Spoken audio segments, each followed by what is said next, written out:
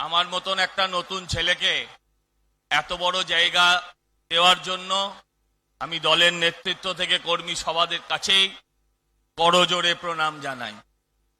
বেশি কথা বলার অবকাশ নেই, ভেতরে একটা আবেগ আছে। স্বপ্নের নায়ককে এত কাছাকাছি দেখতে পাবো এটা আমি ভাবতেও পারিনি। কিন্তু আমি সঙ্গে সঙ্গে আরেকটা কথা ভাবছি, সেটা হচ্ছে গতকাল একটা বিল পাস হলো। গতকাল একটা বিল পাস হলো যেখানে মন্ত্রীরা তারা যদি 30 দিনের বেশি জেলে থাকেন তাহলে তাদের মন্ত্রিত্ব 31 দিনে চলে যাবে। আর তার পরের দিনই আমরা দেখলাম মোদিজি ঠিক জেলের পাশেই সভা করাচ্ছেন।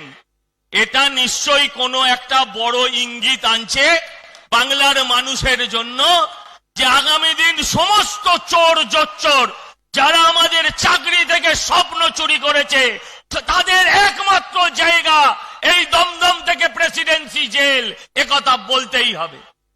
আমি দেখছি আমাদের প্রধানমন্ত্রী আসবেন, আর কিছু তৃণমূলের নেতা প্রাক্তন চোর তারা সারাক্ষণ ধরে কখনো ফেসবুকে এটা লিখছেন কখনো ওটা লিখছেন।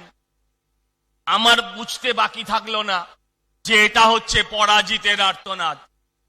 তাই আমি মানুষের কাছে শুধু বেশি কথা বলার উপায় নেই আজকে, আমি শুধু আপনাদের কাছে আবেদন করব, আপনারা ভেবে দেখবেন সুপ্রিম কোর্টের নির্দেশ পেলে পরে তবে জয়েন্ট এন্ট্রান্সের ফল বেরোয়। আপনারা ভেবে দেখবেন পশ্চিমবঙ্গে গত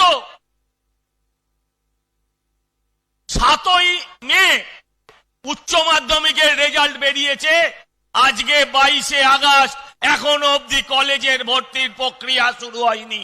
মুখ্যমন্ত্রী বলছেন পরিযায়ী শ্রমিকদেরকে পশ্চিমবঙ্গে ফিরিয়ে আনবো, আর রাজ্যের ছাত্রদেরকে পরিযায়ী করতে পড়ালেখা করতে অন্য রাজ্যে যিনি পাঠিয়ে দিচ্ছেন সেই মমতা সরকারের বিরুদ্ধে উনি জেহাদ জেহাদ জেহাদ বলেন।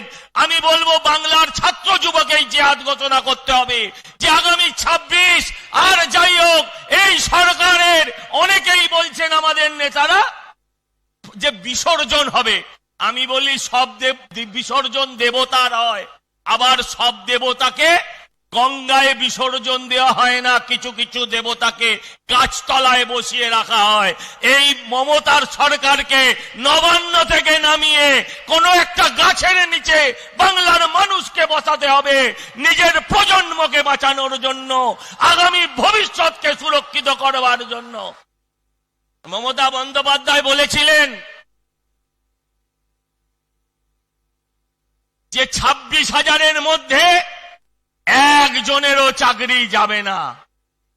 বলেছিলেন যে আমার প্রাণ থাকতে কারোর চাকরি যাবে না। ওনার প্রাণ আছে, চাকরিটাও গেছে। কদিন আগে বলেছিলেন রাজ্য সরকারি কর্মচারীদের উদ্দেশ্যে, তোমরা যা খুশি বেআইনি কাজ করো, ইলেকশন কমিশনের কোনো নির্দেশ মানবে না, আমার প্রাণ থাকতে আমি কাউকে শাস্তি দিতে দেব না। কিন্তু গতকাল সাসপেন্ড করেছেন, মমতা দিয়ে এখনো জীবিতও আছেন। তাই আমি আপনাদের আজকে একটাই প্রার্থনা করে দিয়ে যেতে চাই, আমি আপনাদের কাছে একটাই প্রার্থনা করতে চাই। মোদিজি আমাদের কাছে আসছেন, বারবার আসছেন, এবং এসে কোনো না কোনো উপহারও আমাদের বাংলার মানুষকে দিয়ে যাচ্ছেন। আমাদেরও দায়বদ্ধতা আছে যে আমরা নরেন্দ্র দামোদর মোদীর হাতে বাংলাকে আগামী দিন উপহার হিসেবে তুলে দেব। আমরা বাংলাকে এই সন্ত্রাস মুক্ত, এই রোহিঙ্গা মুক্ত, অনুপ্রবেশকারী মুক্ত একটা সুস্থ সরকার দেব। ডবল ইঞ্জিনের গতিতে বাংলার উন্নয়নের গতি ত্বরান্বিত হবে, নয়তো এই বাংলাকে কেউ বাঁচাতে পারবে না। তাই সংঘবদ্ধ হন, সংগঠিত হন, প্রতিরোধ গড়ে তুলুন। প্রতিরোধ যেখানে যেখানে আক্রমণ হবে সেখানে সেখানে পাল্টা প্রতিরোধ গড়ে তুলুন, যাতে করে আগামী 26-এর আগেই এই সরকার বাংলা থেকে পলায়ন করে।